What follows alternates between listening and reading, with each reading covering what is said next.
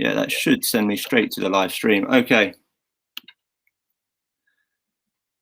Oh my goodness. Right, what a mess. Okay, right, we're good to go. So, David Florance, thank you very much for taking the time out of your day to come on to this mess of a live event. I'm going to get better as time goes on, though, I'm sure. My early days on YouTube are very similar. So, breathing. I've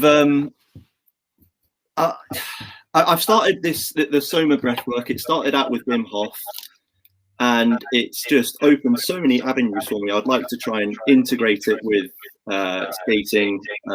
Well, for me, it's skating, but it can be put forward to any type of or anything that requires technique, really. I feel like breathing is the foundation of any sort of technique. Yeah. If that was a question, I agree. It was a statement and a question. See what your thoughts are on it. And yeah. Why don't I answer that then with some ideas? So, yeah. So what I've certainly discovered over the last few years is that breath is the key to state changing, to discovering altered states, to affecting your psychology both positively and negatively. It's in it, and as we're now very much aware, it is a tool to tap into your autonomic nervous system. The thing that once was previously assumed until very recently that you couldn't take control of or find a balance with, the autonomic nervous system is the bit that does everything automatically. So it's the part of your physiology that causes your heart rate to pump, causes causes your blood pressure. Everything that occurs naturally without you thinking is your autonomic nervous system. And then within there, you've got your parasympathetic and you've got your sympathetic. And we'll talk about that perhaps in a minute, but that's when it starts to get really interesting, when you delve into both of those areas. But yeah, breath really is a route to many good things, but equally, like anything in life, there is a balance, and it can also send you down the wrong way, the wrong path, if you let it, and if you've got underlying conditions. Yes, about those underlying conditions as well.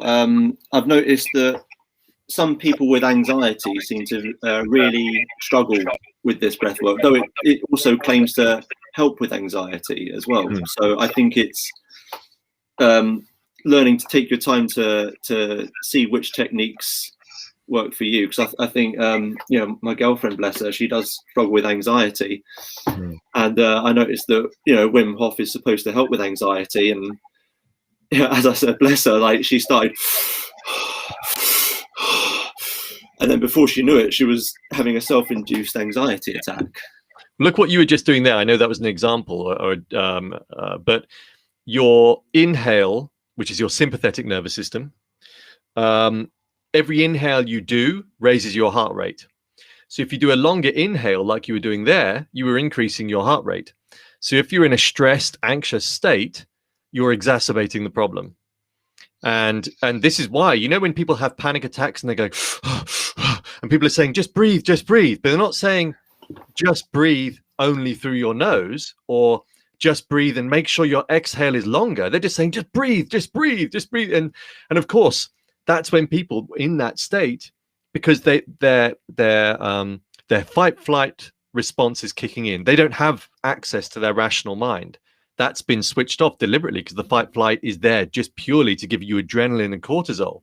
So of course you got this adrenaline, cortisol, and you're being told to go, and your situation just gets worse. You can't get out of it. So breathing is so important, but the right kind of breathing is equally important. And so if your girlfriend has connections with some kind of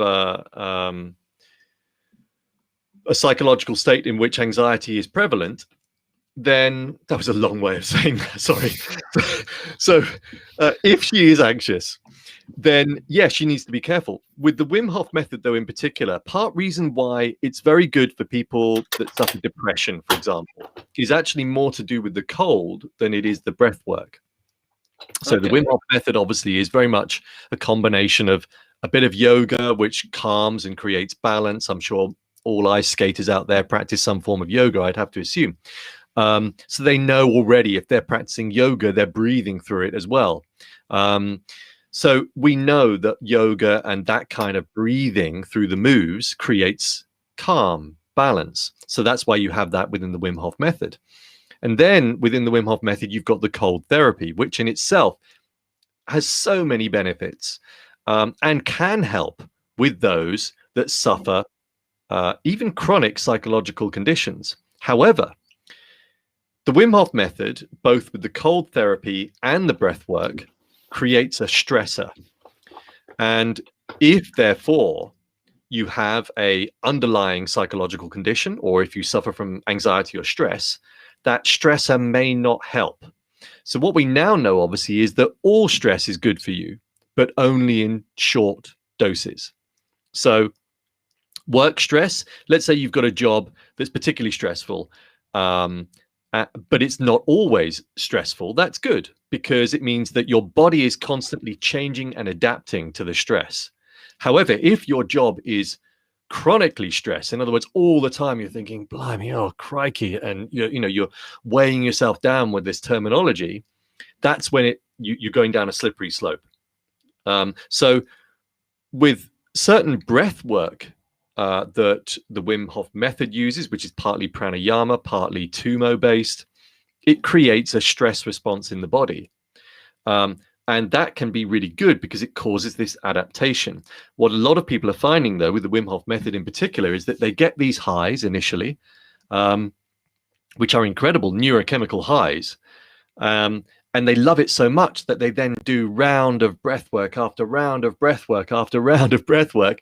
And then a couple of weeks later, they start saying, I thought this is meant to help with your psychology. I feel really low. I feel really down. And it's because they've pushed it too far.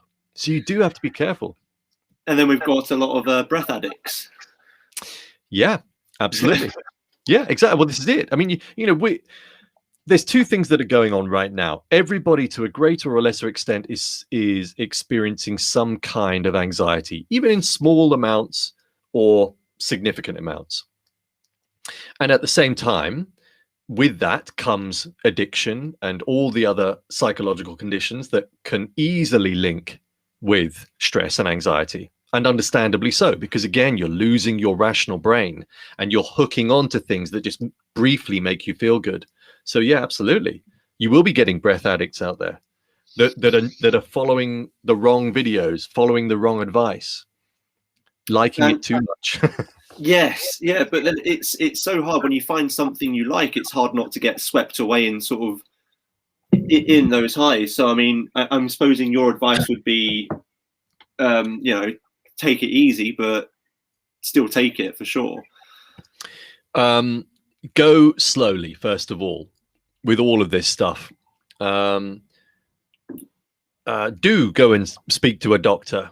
Get yourself checked out. Just make sure you haven't got underlying blood pressure issues, or you would know if you had COPD, for example. But there's various different what we call contraindications that are listed on my channel or in SOMA breath or Wim Hof method, where if you've got those, you don't want to do certain kinds of breath work. There's always some breath work for you, by the way, with any condition, but certainly with the intermittent hypoxic bit of the SOMA breath and the Wim Hof method, which is effectively after you've done inhale, exhale, blah, blah, blah, blah, blah.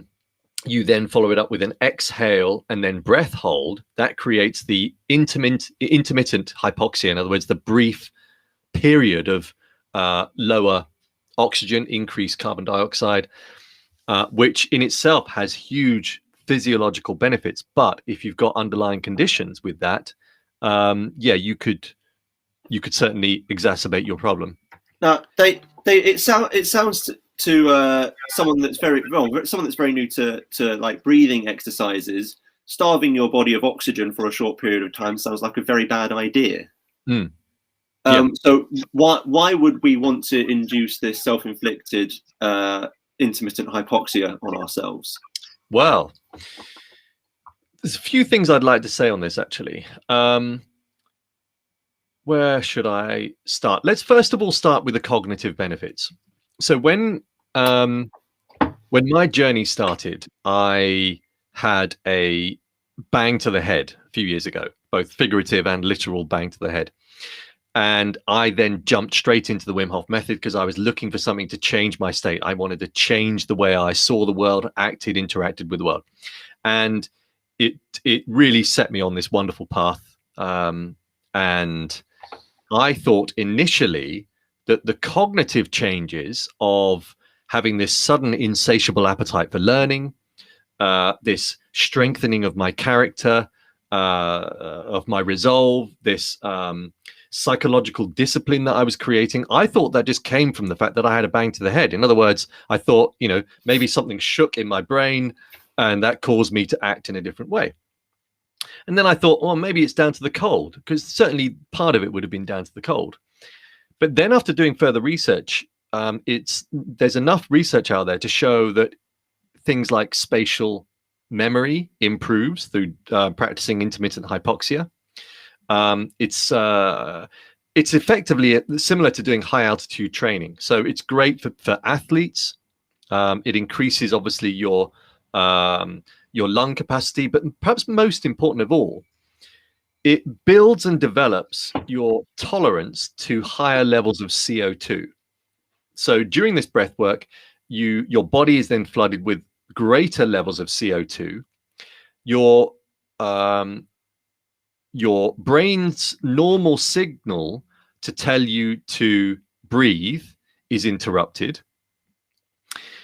What we now know is that your tolerance to higher levels of CO2 is also correlates rather with your tolerance to higher levels of stress and anxiety. So this is where people start confusing the whole benefits of doing this for people with stress and anxiety. If you've already got stress and anxiety, it may not be the best thing for you to do. However, if you don't have stress and anxiety, but you want to improve how you deal with stressful situations, then it's a great breath work to do, which is why it's a bit of a fine balance. Those with chronic anxiety can build their way up to this by doing and practicing other breath work that we can talk about in a minute. But I think if you are suffering high levels of stress, if you are typically a very anxious person, it wouldn't be right to go straight in to this pranayamic breath work method in which you are doing the exhale breath hold. Yes. I'm glad that you've said that, because I don't want anyone watching this to follow along with what we'll be doing later on and getting a bit carried away and then giving us a horrible review for something we induced them into. I think it's good to get that out there. Also, I've got quite a few younger students as well. What is a good age to start breath work, would you say? Yeah, this is tricky and slightly dodgy territory, I think, because I don't think there is a specific age. Nobody knows. So if I were you or anybody else advising a younger person about breath work, I would say wait until you're at least 16, 17. If you think about how your brain develops, especially obviously below the age 7, but I'm sure nobody would expect them. Although I did see on the Wim Hof Method website, some chap got his son to do some Wim Hof power breathing and he was 6. And I thought that's not a good idea. That really isn't. Think about how sensitive their bodies are. Their brains are growing at such a rapid rate that, this sponge-like brain, I would say it's not worth experimenting with children at all. Yes, I'm doing the 21-day SOMA challenge, and I've just entered week 3. I started the first night of week 3, and that was incredibly intense. I can't imagine. I can't imagine jumping into that kind of thing if you're if you haven't prepared for it in the first place, but if you're young as well. Like even the Wim Hof method, the types of feelings that you get throughout your body can be very, very intense. Yeah, and they don't need it. They've got enough going on, and they're also totally, they're in this perfect state that a lot of us adults are seeking, and that is a blissful state of being in this theta controlled, as in theta brainwave controlled life, where they're totally in the moment. Everything is present. This elusive thing that adults are constantly seeking, because they've lost the ability to get in touch with the present moment, which is why they bang on about breath work, meditation, mindfulness, and all these other skills, practices, because everybody's looking for that. But as a child, they're in that already. So they don't need anything. They don't need to do any breath work. The only thing I would say, though, is, let's say your son or daughter has got asthma. There are certain techniques that are very my asthma techniques. And if your son or daughter, if you're watching this, your son or daughter has got asthma, definitely worth looking at Buteyko, the Buteyko method. Read the book, The Oxygen Advantage by Patrick McKeown, and you'll learn some really simple, safe techniques that children can learn, and it's perfectly fine for them to do so. There's no, exhale breath holds or anything like that. A lot of it is just the increase of nitric oxide in their respiratory pathways in their nose, nasal passage, and that aids their breathing. Yeah, thank you for that. That's actually quite good to pass along as well. What I liked is that you were saying that as adults we're trying to look for what children already have, and we kind of get that through breath work. I think that's actually spot on. If we think about any time when we've been completely present in a moment, it often involves doing something that requires both breath work and technique. So for example, someone that does archery, they will be completely in that moment when they're drawing, breathing. If you're skating, like some of the skaters, well, all of the skaters should have got into to a point in their skating when they're able to be completely in the zone, in that flow state, which I've heard you mention before, that flow state where hopefully you're breathing within that flow state. It helps tremendously to do it. But yes, I feel like breath is linked with present moment entirely. It's something that we that we can control, but also happens automatically. And when we take that control, it helps guide us into that flow state. Yeah, I mean, when you're in the flow state, everything happens naturally. There's no pre-thought. It all flows. And only afterwards could you then maybe recall how you got there and what it was like. But during that time, you are so in the zone, in that flow state, you can't be distracted. Time starts to slow down. It feels like you have control over time to an extent. It's this incredible moment. And I think any high level, top level athletes, sports people, ice skaters that practice hour after hour, day after day, those are the lucky ones. They may not feel it all the time, but they're the lucky ones, because through that high level practice, they will eventually reach those flow states, especially, in competition, when all around them goes quiet. And I can imagine, actually, as a skater as well, even more so, but, the likes of Ayrton Senna, all these high level sports people, athletes have all described this flow state moment. Ayrton Senna described it as being at one with his car. There was no distinction between him, the human, and the car. And people, rugby players talk about, as soon as they go through the tunnel onto the pitch, they can't hear the crowd. Everything else goes silent. They are totally in the zone. So I can only imagine, as a skater, when you hit that flow state, and maybe all you can hear is just the sound of your skates on the ice. I don't know. I've never done it, but I can only imagine it would be even more beautiful a moment, just because of what you're doing. I've got a funny story about that, actually. I skated with this wonderful French skater called Olivier Dufour, and I would be so nervous when I first started the competition. I was calm up to the competition. The second the music started, I was nervous. I wasn't breathing. We'd be skating around for about 30 seconds, and she'd say, breathe. And then the rest of it is bliss. The second I start that breathing, it was absolute bliss.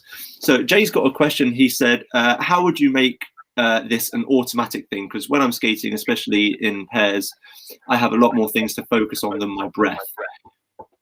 Do you want to answer that, or shall I try and have a pop at that one and see what you think of it? Why don't you? Yeah, let's hear your answer first, and then I'll add some bits if need be. Yeah, I reckon it's not going to be automatic to begin with, especially with pairs, because you're going to be thinking a lot about technique. It's going to be, once the technique becomes effortless, then it will become more of an automatic thing. I don't know what your thoughts on that are, David.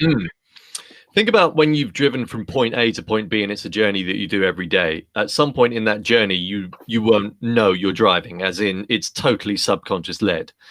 And the same with skating in pairs, I would imagine. There's a point at which neither of you no longer need to think before action. When a top level tennis player is in competition and you were to ask them, why did you hit that shot? They wouldn't be able to answer it, because it was just a motor response. So it's only when you get to that motor response, as you say there, that subconscious driven movement, that will you then obviously start experiencing flow states. But to get to that point, what will help you will be certain breath techniques and other techniques. So on the course that I do, I teach people to what I call do pre-flight checks and then in-flight checks throughout the day. The pre-flight checks would be things like the 5 Tibetan Rites yoga routine. So every time, as soon as you get up at whatever time in the morning, 5 o'clock or whatever, you roll out of bed, spot of yoga, bit of breath work, cold shower, black coffee, you're feeling on top of the world. An hour later, you then check in with a particular technique. It could be walking in nature. It could be tapping into your senses. It could be doing a polyvagal routine. It could be tapping into what's called psychoneuroimmunology, which is where you fix, you do a physical action that changes your psychological state. So in other words, you're tricking your brain into feeling different. So as long as you have these moments throughout the day that you practice every day, so that what I call, you've got your mental, or rather you've got an imaginary toolbox. If you practice all of those every day, eventually, just like when you're skating in a routine, you no longer think about the moves. That imaginary toolbox is there for you all the time. You don't have to think about what you want to do next. You just think, I feel like this, I'm going to do this. I feel like this, I'm going to do this. Because you've been doing it every day, so often your brain no longer needs to give you a reason to do it or not. Yeah, I think I'd like to point out, we're not going to be entering flow states through this one conversation. This conversation is hopefully going to open up a gateway that will encourage people to do their research and start finding more of this out for themselves. Absolutely, but yeah. It's a wonderful starting point. Speaking of starting points, shall we go over some different breathwork techniques that people could start integrating into their routines? Maybe start off with some, what will be good for anxiety. Start low and then build up to something that that has intermittent hypoxia involved with it.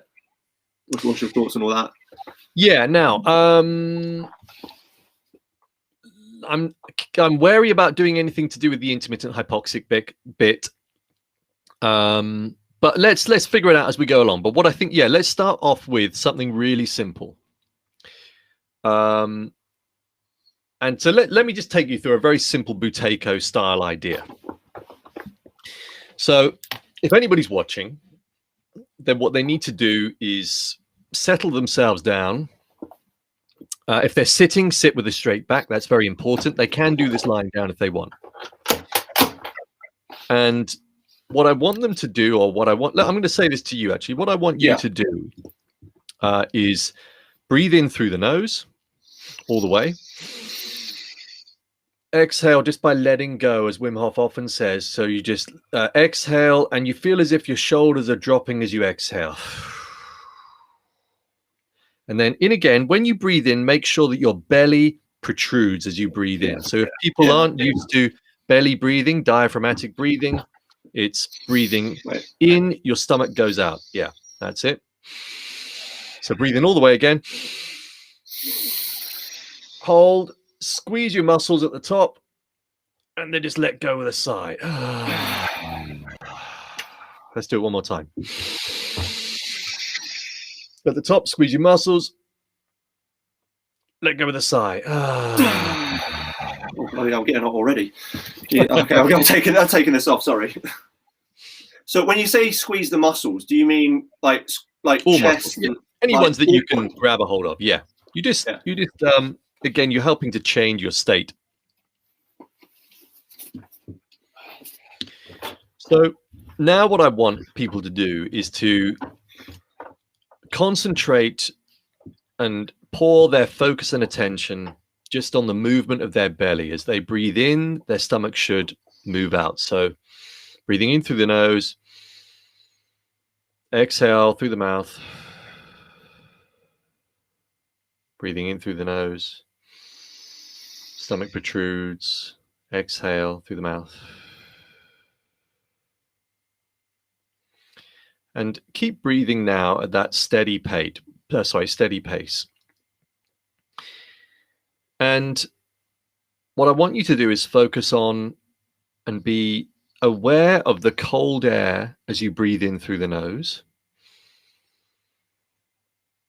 And then I want you to now exhale out of the nose and notice the warm air that exits the nose. So breathing in, cold air. Exhale, warm air. Breathing in, cold air. Exhale, warm air. And now what I want you to do is keep breathing. And I want you to imagine that your breath is cyclical, that it's very smooth. So as you breathe out through the nose and then in through the nose, there's no pause at either end of both exhale and inhale. So it's simply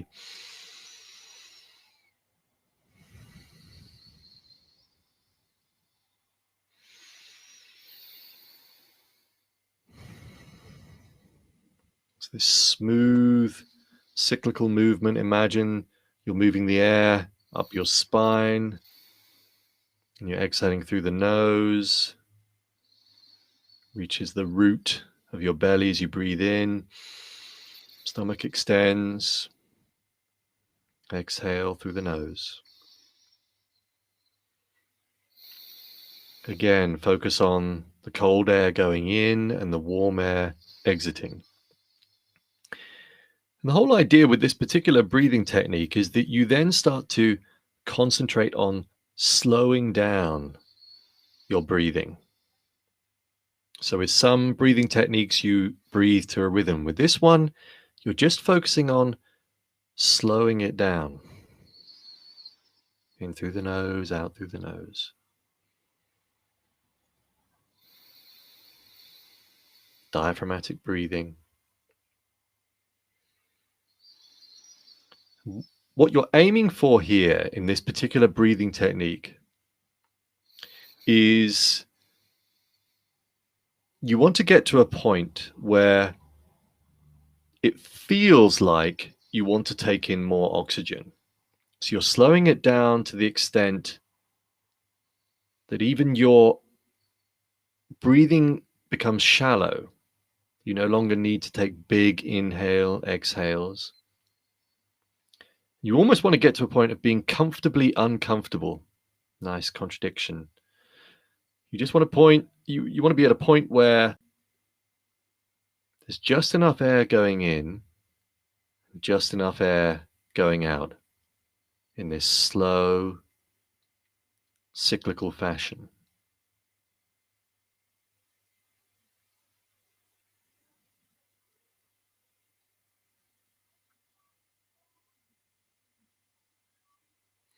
And you can tap into this breath work idea at any point in the day. So let's say you were getting ready for a competition. This would be the perfect mindful method of breathing. So you can come out of it now, and you can keep doing that for as long as you want. It's a wonderful way of just tapping into your inner physiology, because you're pouring your focus on the breath. And by doing that, it slows down your prefrontal cortex, the bit of the brain that causes your monkey mind to chit chat and cause you to think those negative thoughts, that negative introspection. And that's when you get into that present moment of stillness. So it's a wonderful, simple, I mean, it's so simple, isn't it? All you're doing is breathing through the nose, and you're deliberately slowing it down, and you're just focusing on the sensations, the sensations of your belly moving against the cloth of your clothing if you've got a top on, the sensation of the cold air going in and the warm air exiting. Yeah, I almost forgot that I was on a live stream for a moment there. Yeah. Well, this is it. It's it's a little doorway, isn't it, into entering your own inner world. So, Elliot, you've asked a question there. Would this be my preference for exercises right before competition? Depends really on your psychological state. There are really good techniques that will heighten your mind state. So, if anybody watching right now, if they were to squeeze the perineum, now the perineum muscle is any of the muscles that are around the sexual organs. And if you squeeze that right now, and if you're not used to squeezing it, it can take a while to start developing the sense around there but if you just squeeze that muscle as if you're holding in your urine mid-flow. So squeeze it. Just squeezing it will increase your heart rate. If you squeeze it, I mean, whenever I squeeze it, I get this nice little shiver up and down my spine. It could just be me because I'm an oddball, but either way, it feels good. So I'm squeezing it right now because I'm used to squeezing it. You squeeze it, your heart rate increases. Then you breathe in all the way through the nose and hold your breath. Keep holding and squeezing that perineum. Yeah, I felt a nice little shiver there. Keep holding your breath.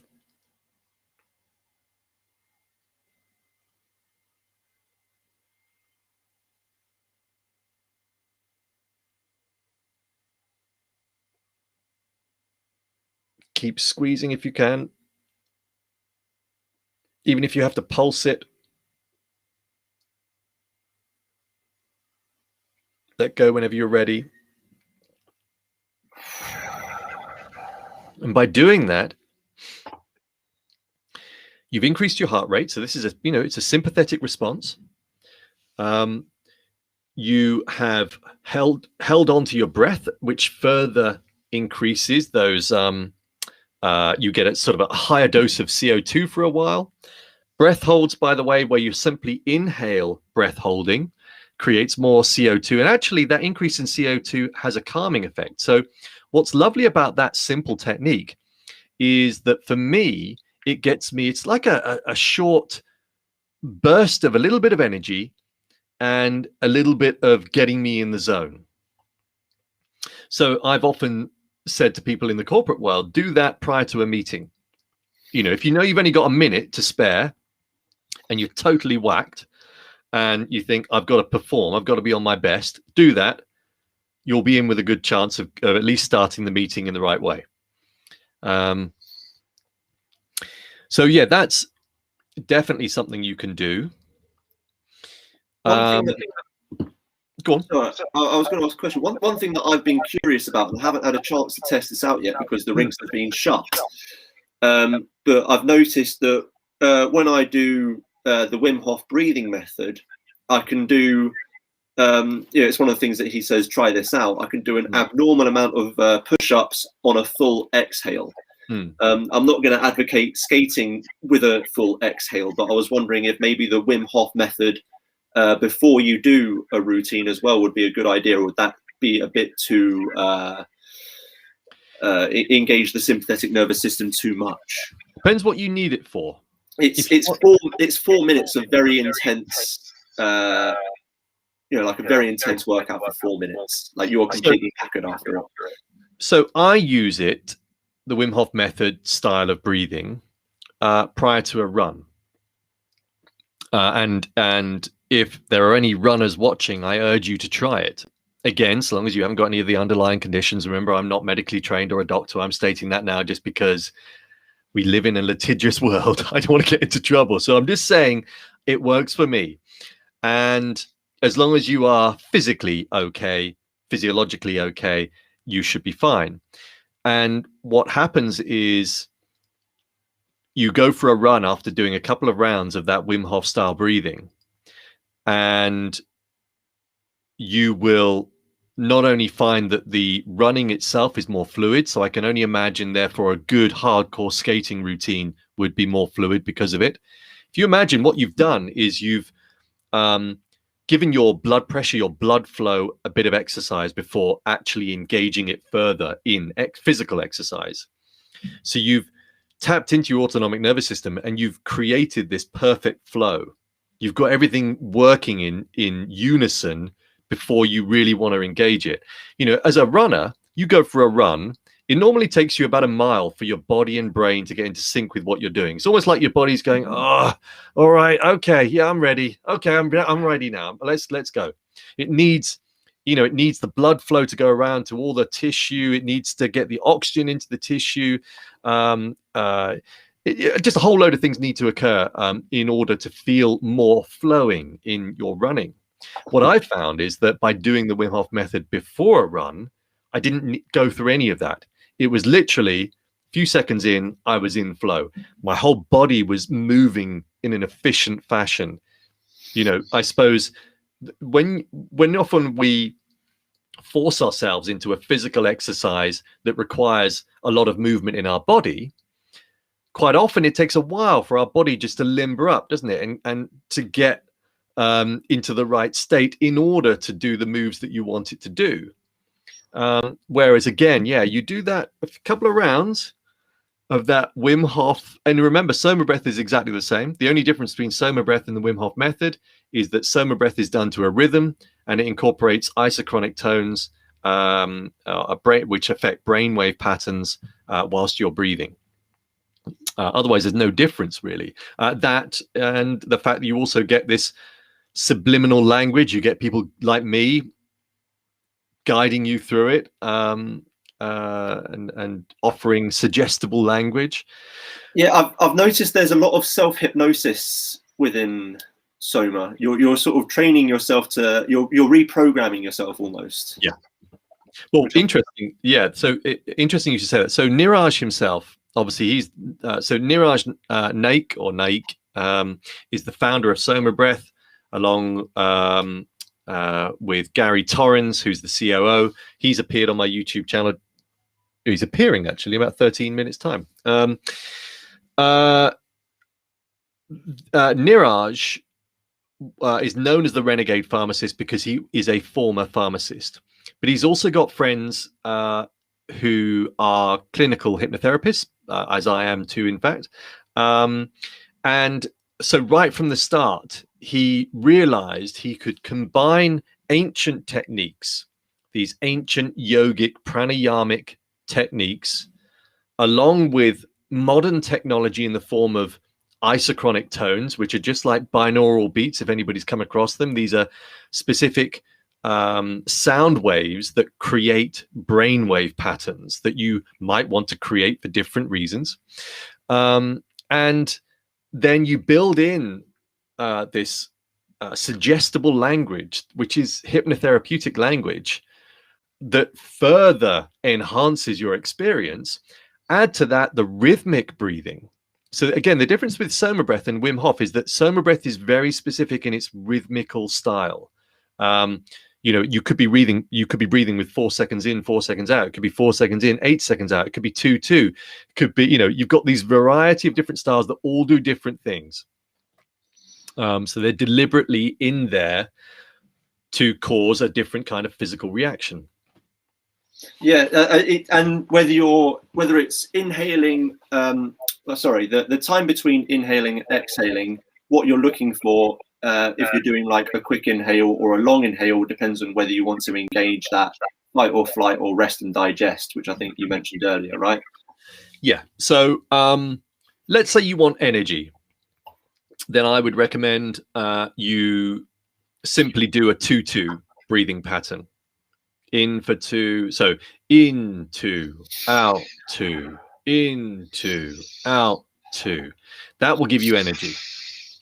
And in fact, one of the tracks on my YouTube channel that I've described as hyperdose, I got into trouble, I think, because I initially called it Wim Hof Method on steroids. And this one starts off in a 4/4 rhythm. In 2, 3, 4, out 2, 3, 4. So like that. And the 4/4 rhythm is brilliant for getting a balance to your autonomic nervous system. It's what they call heart coherence.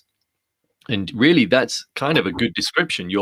You're getting a perfect balance between your heart rate, your blood pressure. Everything becomes in sync with this 4/4 rhythm. So it starts off with that, and then it goes into a 2/2 rhythm. So, and then you add in this sort of euphoric music that for some people it's not their cup of tea, because it is a bit sort of Ibiza-like. You know, some of the music is quite sort of euphoric is probably the right way of describing it. It's not all like that, but some of it is. I tell you, it's funny though, Dave, because I have listened to it, and there are times in the day where I walk around and I'm going in 2, 3, 4. Yeah. It's catchy, man. Well, also, you've hit on something really interesting there. There is a rhythm to life. When you start going down this rhythmical breathing, you'll realize that there is a rhythm to everything. And you'll also realize there will be certain pieces of music that you love, nothing to do with Soma breath, just tracks that you really love. If you find a track that's a good 120 beats per minute that you really love, and you've been practicing breath work, start breathing to the rhythm and see what happens. Because if you love that track with a passion and enthusiasm, already you're creating, just by listening to it, you're creating a neurochemical change. You then start breathing to the rhythm of it, perhaps in a 4/4 rhythm, maybe a 2/4, doesn't matter. Then you will notice some very exciting things occurring. And it sort of then sends you down this path of exploration. Yeah, I mean, there's lots of music. I love all kinds of music, and I'm quite often breathing to it. I find myself doing it. Are there any other guided like methods of breathing that you could take us through with this last? We've only got about 9 minutes left before you've got to take off for your next one, haven't you? Well, don't worry. No, the next one, by the way, is it's pre-recorded. It's premiering on my channel at 6, so it's fine. We can see it straight after that. Yeah. If you really want to, he's a lovely guy, by the way. The COO, lovely guy, Gary. So a really good technique, I think, to do before competition would be to breathe to your heart rate. So what you do, get your fingers on your pulse point, or wherever you want to put it, wherever you feel your heart. First of all, you tap into that pulse. So what's mine doing? Mine's going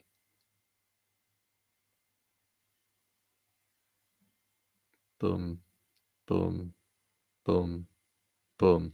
So I would therefore start to go breathe 3, 4, out 2, 3, 4. This is what I would do, not necessarily anybody else. So I'd be just breathing like this: in 2, 3, 4, out 2, 3, 4. Now here comes the really interesting thing. You start breathing to the rhythm of your heart rate. Already, what are you doing? You're creating coherence, especially if you do it in a 4/4 rhythm. Then you can reverse engineer it. So you can then start deliberately, but you have to wait until you've got that connection between your breathing pattern and your heart rate. Then, if you deliberately start slowing down your breath, you will then affect your heart rate. So let's say you're a little bit nervous before competition and you're thinking, bloody hell, I need to do something about this. I'm not in a good state. Okay, just do this. Fingers on your pulse point, tap into the heart rate and breathe to the rhythm of your heart. Now, it might be, if you're anxious or stressed, it might be a heightened rate. So that's okay. Just breathe to whatever the pulse is doing. Once you've got that connection between pulse and breath, then deliberately slow down your breath, which will then slow down your heart rate. And you'll feel much calmer. You'll then be better able to tap into the inner physiology, the inner mind. Your rational brain will then start kicking in, because until that point, your rational brain isn't working. You need it to work in order to then step out on the ice with that ice skater's steely eye. Yeah, it's incredible. It's incredible. You really are hacking your programming via breath. Yeah, that's absolutely awesome. I was going to say, actually, a lot of what I do is exactly that. I mean, we use this term hacking now, and I use it all the time. But in a way, it's a good description. It's kind of what people understand. You talk about you're hacking your body. Oh, what's that? Yes, we've got a comment. I tend to hit my flow states during high stress / anxiety situations. Usually have increasing heart rate, which is when I feel most present. Could breathing techniques decrease my chance of hitting my peak? Now, there is an interesting statement and question. So is that really a flow state? I think is the first question. A flow state is, and it might be, it may well be that's how your physiology works, but a true flow state is when that all around you goes quiet. Time feels like it's slowing down. No distraction could pull you out of it. Everything goes perfectly. You are in 100% perfect flow. And what's happening at that point is that your brainwave pattern moves into a gamma brainwave state, the optimum state for perfection. Everything goes your way. That is a true flow state. Now, it could be that you are hitting these moments when it feels like everything's going really well because you've got this excitable feeling inside you. You're feeling great, but it might not necessarily be a flow state. So, yeah, if you then do a breathing technique, then that means you've become consciously aware of your state. So if you were in a flow state, you're coming out of it, that's for sure, because a flow state is when you no longer need to be consciously aware of anything, because you're so in the zone. There's no need to be aware of anything because everything is going without thought. There's no subconscious thought. There's nothing. You are just floating. You are totally in the zone. So what I'm saying there, Kata, is if you believe you're in a flow state and then you think, I feel like doing breath work, well, then you're not in a flow state, because just that mere thought of doing breath work means that you're not in a flow state, because you won't need those thoughts. Those thoughts won't come in. Flow state is this perfection, this perfect state that you will reach. Everybody reaches it at some point. I do find that I get into that flow state, not all the time, because thinking happens, but some of the most extraordinary moments I've had in that flow state is when I've not been doing anything at all, and it's just been holding that intermittent hypoxia, that exhale. That was. I think I've talked to you before. I've mentioned that I struggle with meditation. I've got a very, very busy mind, but during that last exhale and holding that was one of the very few times that I really became fully present. So what we're now realizing is that something called transient hyperfrontality occurs in a number of different states, including altered states, and this transient hyperfrontality is the slowing down of your prefrontal cortex, which is why you'll only ever experience a flow state when you have transient hyperfrontality, because you get 40% more energy in your brain. And that then opens up what really feels like dormant parts of your brain. And that's when you start getting these flow moments, because these bits of your brain suddenly feel like they've been awakened. You know, whenever I've had these flow state moments, only afterwards would I have been able to describe what it was like. But at the time, when you feel, I don't know, it is like a euphoric moment. It's and everything is going to plan. It's incredible. Yes. But of course, Yeah. Another point to mention here, just like in life, your body and life moves in waves. Your brain wave moves in waves, you know, but as you drift off to sleep, you've got theta brain waves. As you go deeper into sleep, you enter delta brainwave patterns, which is the deep sleep. You need this constant wave, because if you were in a gamma brainwave state, you'd probably die. You know, the gamma brainwave is this absolute heightened theta, heightened flow state moment, but it can't happen for too long. Because I think probably what would happen is that everything would be working so perfectly. It's a bit like, for a moment, you're a Ferrari, but you're quite delicate when you're in that state. So, I would imagine your body says, yeah, okay, let's put the brakes on now. Let's go back to being a Lada. Because what goes up must come down. Exactly. Well, and there is another blooming good point. So let's say, for example, I talk about balance.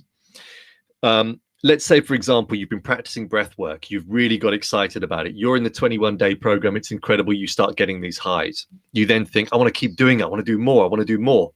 If you don't balance it out with a counter style of breath work, in other words, let's say you were really loving the 4-4 for 2, and then moving into the 2-2 pattern, breathing pattern, and you were so high from doing it, you were feeling excited. You want to do more. I want to do another round. I want to do another round. Unless you then follow it up with parasympathetic style breathing, 4-8 breathing patterns, Buteyko breathing patterns, then you could well cause yourself some psychological issues, because you've been burning the candle too bright. The whole burning the candle twice as bright thing. I can see how that could happen, especially after yesterday when I just started week 3 of SOMA. That was incredibly intense, and I think the thought of doing it again tonight is almost a little bit too much. It's like I loved it, absolutely loved it, but Oh, absolutely. I mean, but this is why people love it so much. All this stuff really does open another doorway to stuff that you'd never imagined was possible. And we talk about this inner pharmacy. That's what you're tapping into. We are in a world right now, especially, I say in the US, especially because there is this psychology in the US that you can solve everything with a pill. And it's very easy to be prescribed, or even not even prescribed, from what I understand, these things.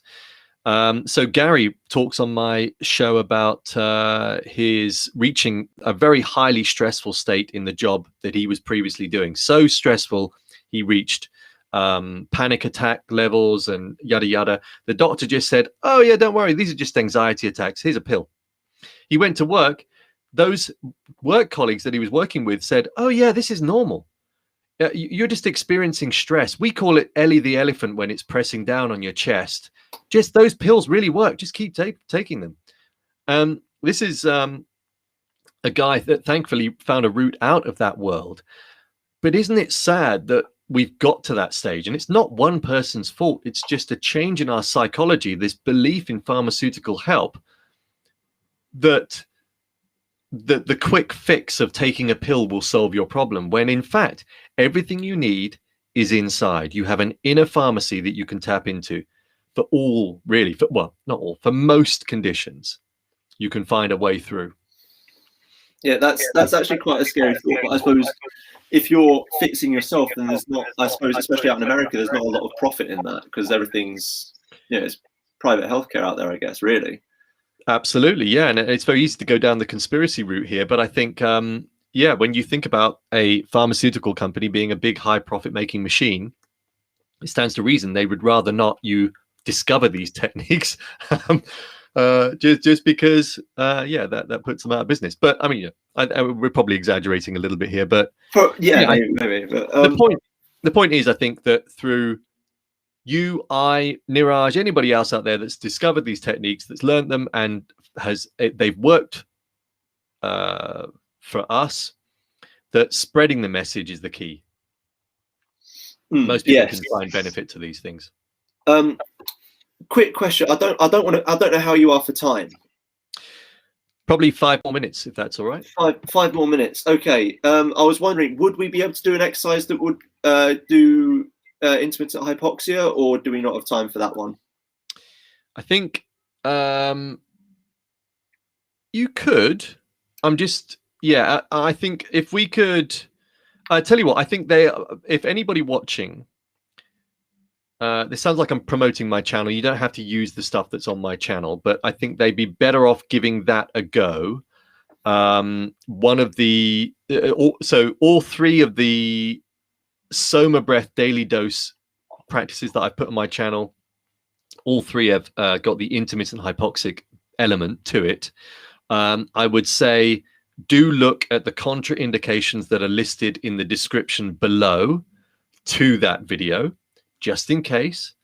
For most people in a healthy state, by the way, these breathwork exercises are brilliant to do and really do exercise your whole system. You just want to make sure you don't have them. Yeah. Okay. If we don't do it right now, should we? What can we tell them to expect to experience during this hypoxic state?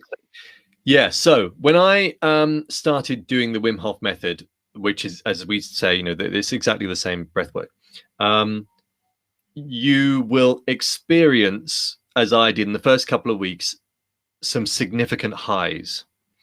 And I'm quite happy to say this, but these are akin to the kind of highs that I used to experience when I went to Ibiza in the 90s and et cetera, et cetera.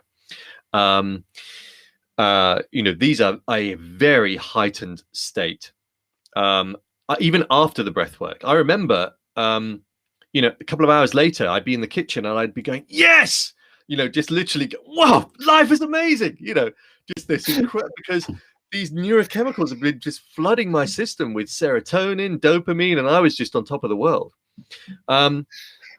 You can go deeper as well, insofar as for some people, they can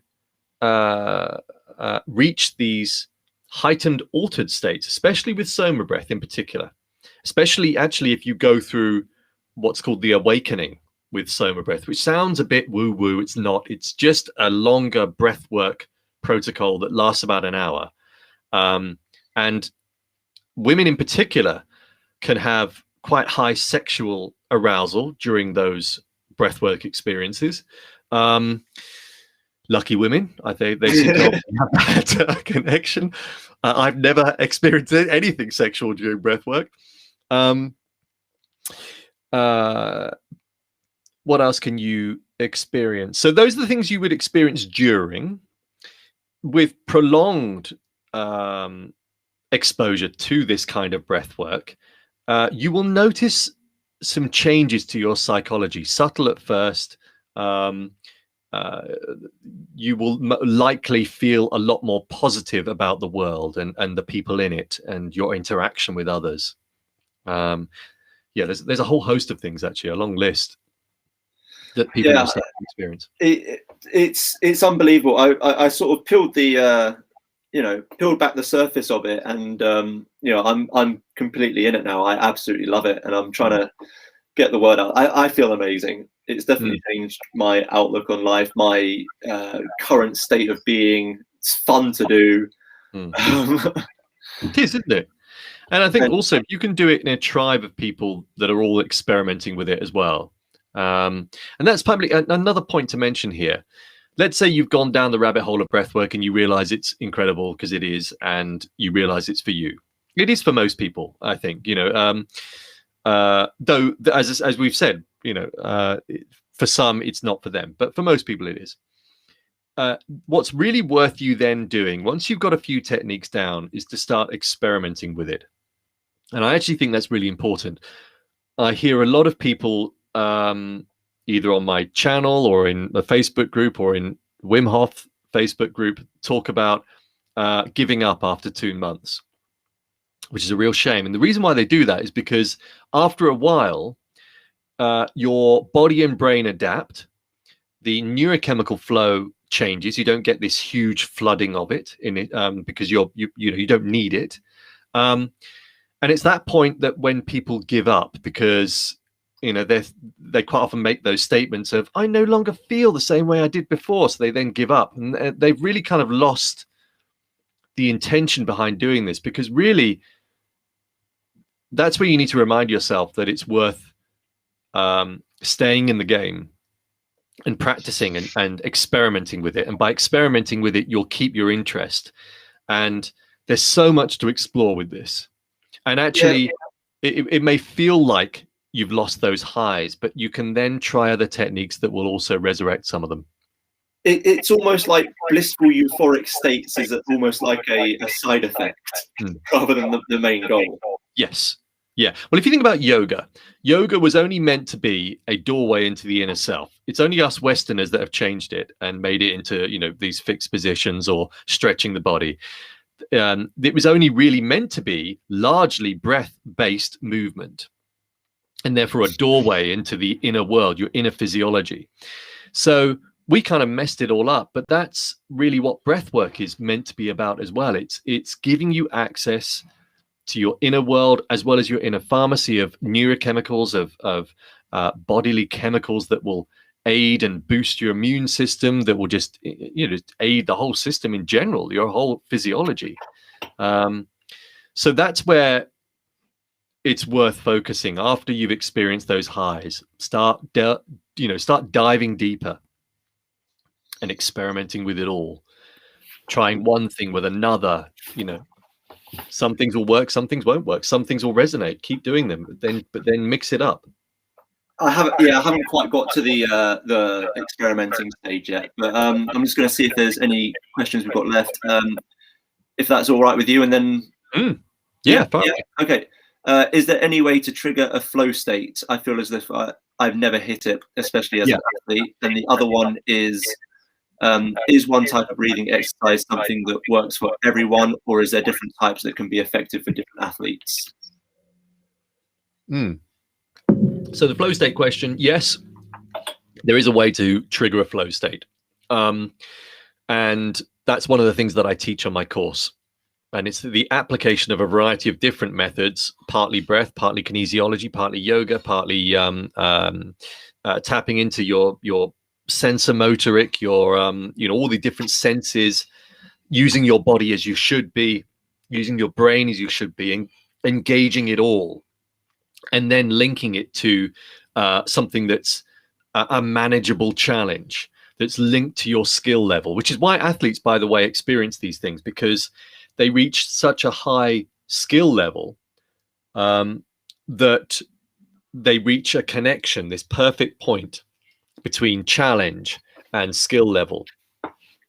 And that's when they start experiencing these flow states.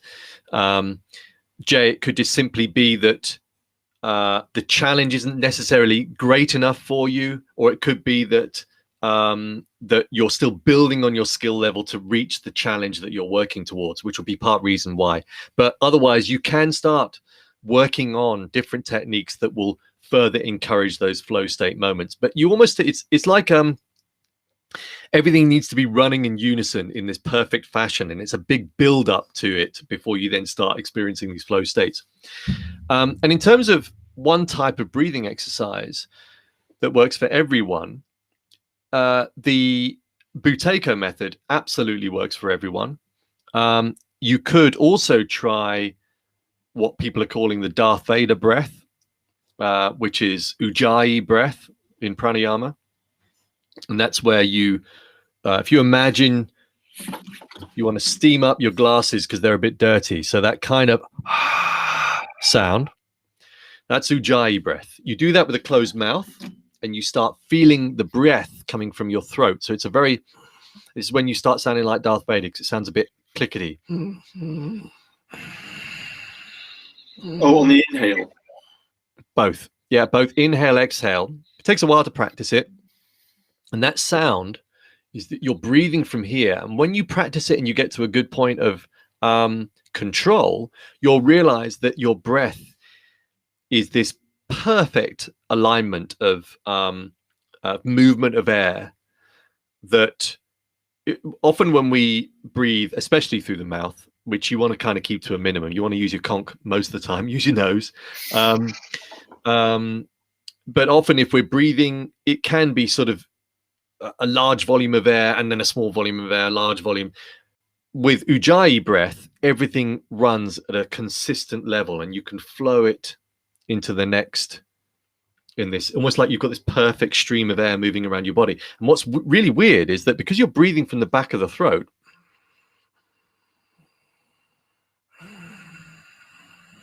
at some point you don't realize you're breathing through the nose. It feels like you're breathing through these invisible holes in your throat. Very interesting, but worth practicing.